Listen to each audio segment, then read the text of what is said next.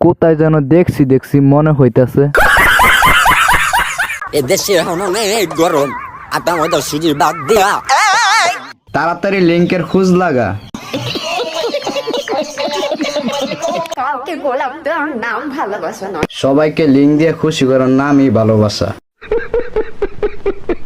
এখন তো আমি নিজেও চাই না যে কেউ আমাকে চায়। চাওয়ার আগেই তো সবকিছু দেখে ফেলছো। মানে আজকে অনেক গরম, তাই না? समझ रहे हो ना?